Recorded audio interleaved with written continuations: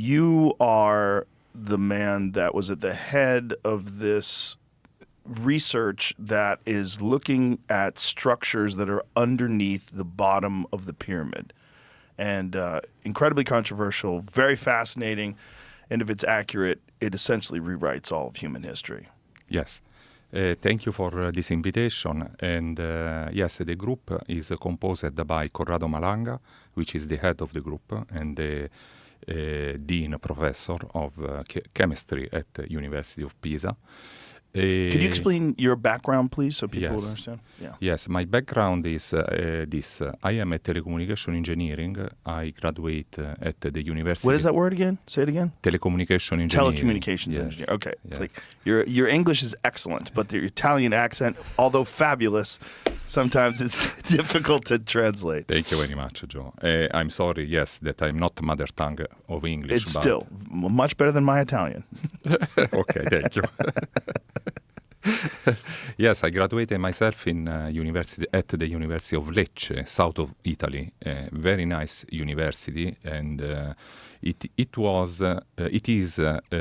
has the name of a famous mathematic Italian, which is Ennio De Giorgi. Ennio De Giorgi was living in the era then John Nash was living also, and they were one against to the other, and they was both studying the 19 Hilbert problem, and Ennio De Giorgi solved this problem 1 week before John Nash. Ah, interesting. John Nash, who from the famous movie A Brilliant Mind with Russell Crowe. Yes. Yeah. And so then I performed my PhD at La Sapienza in Rome, and now I'm here. And how did you get involved in this discovery? Yes, I worked on radar and synthetic aperture radar for a lot of time. Radar for the Italian military, right? Yes, some work. Yes, some which work you can't really talk about. No. Right. And I was involved in some research where, together with the Italian Research Council of Bari, always south of Italy, we was testing some special processing that were able to perform something special. And so this is. So this top secret research that you work on for the Italian government led you to try this stuff out, try this technology out. And this is satellite-based technology, correct? Yes. And it's radio tomography? Yes, it is something, in my personal opinion, very simple. The radar is installed on board on the satellite. The satellite flies in the space at a distance of 600 kilometers at 7 kilometers per second in velocity. So while it flies along the orbit, it is able to catch snapshots of the Earth. The snapshots has to be focused, and this focusing procedure, let's say it in the azimuth, I take it easy, in the azimuth direction, is done by sound, by the processing of sound, because it is involved at the so-called Doppler frequency. You know, Joe, when you hear noises that are approaching to you, this noise will raise the frequency because the target has a velocity, a positive velocity with respect to you. And so the frequency is raised up. And this procedure allows us to estimate or to grab, let's say, the vibration information that is always present at the surface of the Earth in terms of evanescent waves that are present on the surface of the Earth. So this vibration, which is mechanical vibration, carries inside of this the information that is located underground. And so we did this. And was it a specific idea? Was it the idea specifically to look under the pyramids, or was this something that was discovered accidentally? Okay, yes. Once we discovered this method, it was a coincidence that I knew Corrado Malanga. At that time, we are in 2018, he was studying the pyramids. And so we were talking about something that if there was some methods able to scan inside the pyramids, because he needed some information to conclude the research that he was doing. And so I proposed him to use my technique, and we started to work together, and so we focused in that time on the pyramids. And when was this? When was the first scans? Yes, in 2019. In 2019. Yeah. And when you got the data back, did you immediately get the data that you're showing today, where you see the columns with the coils around it? Okay. Let's say that this research can be divided by two. The first one, 1.0, we were concentrating research on the Khnum Khufu pyramid, the Cheops pyramid, to watch inside the pyramid. And so we have tailored our processing to watch only inside the pyramids, because that pyramid, only one pyramid, because we were doing that kind of research. Then once we discovered things in 2020, we published a peer review paper, and we gave public the results that we found inside the Khnum Khufu pyramid. We decided to expand our research in all the Giza plateau. Can I stop you there? When you looked into, so we know quite a bit about the Khufu pyramid and what the chambers are inside of it. Did this technology accurately describe the pyramid itself and the insides of it, the chambers that we know exist? Absolutely, yes. Because we have detected this multi-layer structure that is inside the Khnum Khufu pyramid, the so-called Z. We have discovered it very well from the space, and it is located inside the pyramid. And also we discovered the new, we gave an image also of the other known structures, like the Grand Gallery. The Grand Gallery. The Grand Gallery. And then also the Queen's Chamber and the King's Chamber also. So.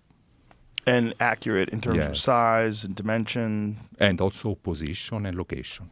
Okay. So when did you decide to focus below the pyramid? Yes. We decided to focus below the pyramid because our intention was to expand our research.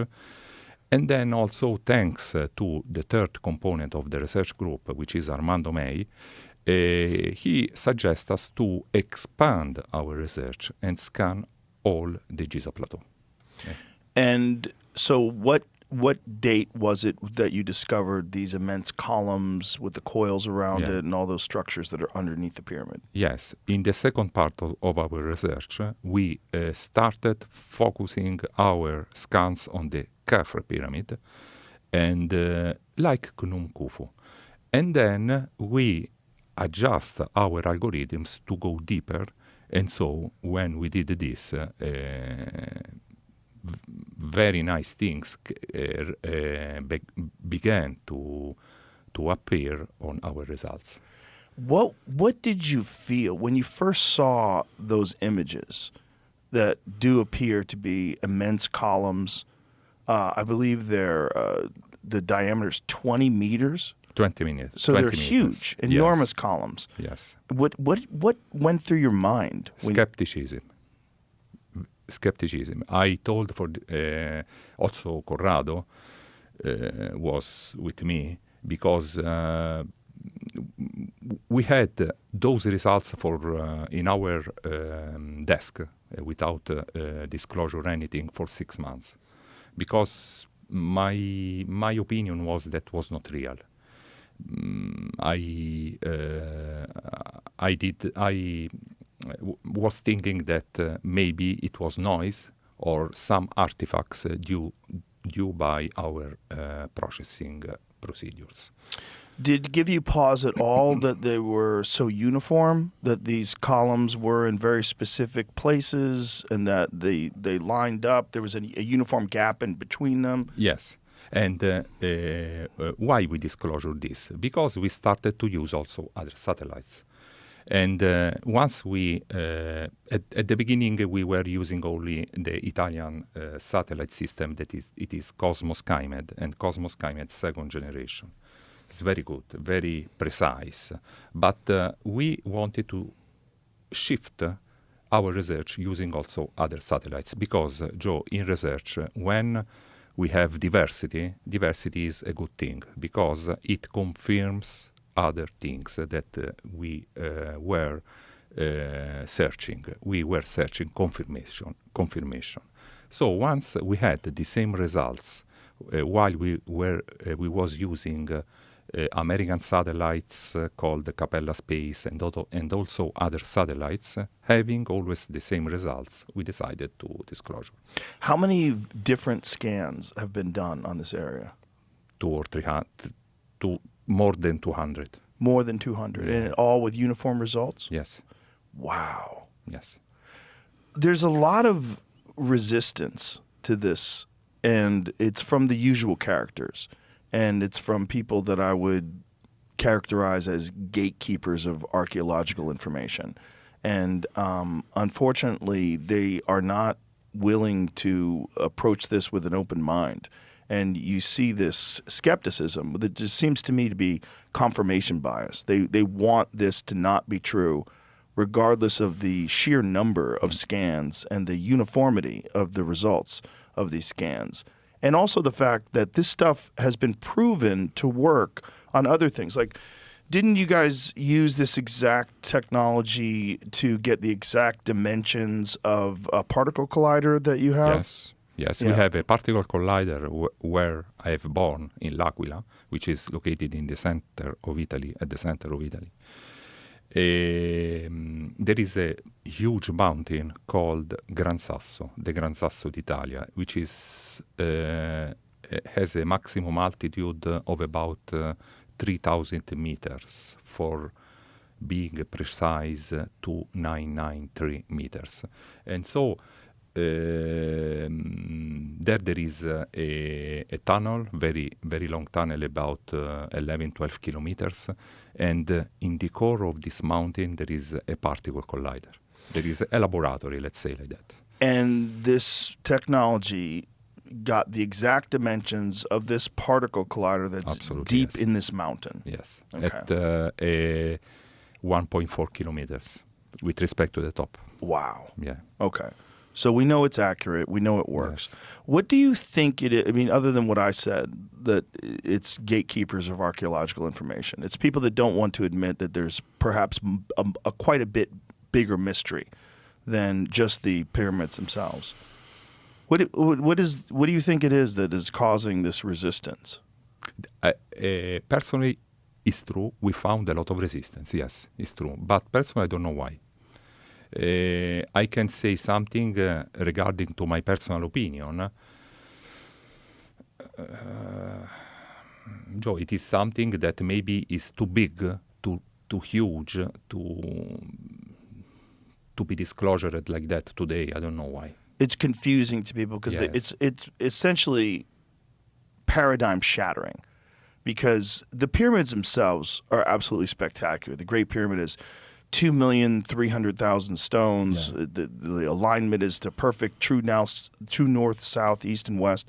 It's a really incredible accomplishment, whoever built it and when they built it. It's just undeniably fascinating that this was done at the very least 2,500 BC, probably even older than that. Older, yeah. We really don't know. But that alone is spectacular. But then when you add the findings that you have, it just makes everybody go, we don't know anything. We really don't. We know that these things exist, but their purpose has always been speculative. The speculation was that it is some sort of a tomb. But that doesn't make any sense because there's there's no hieroglyphs inside of it. It doesn't seem like a tomb. Doesn't look like a tomb. And I'm sure you're aware of Christopher Dunn's work. Yes, yes. Which, he's an engineer, and he said it appears that this thing is some sort of a mechanical thing, and that it's probably designed to generate some kind of power. Yeah. Yes, in this context, I have spoke a lot with Christopher Dunn, and I like a lot his theory, and it makes sense, and so this discoveries matches a lot with his and also to other scientists that make recast the effective purpose of the pyramid not to be tombs. So today we are sure of one thing: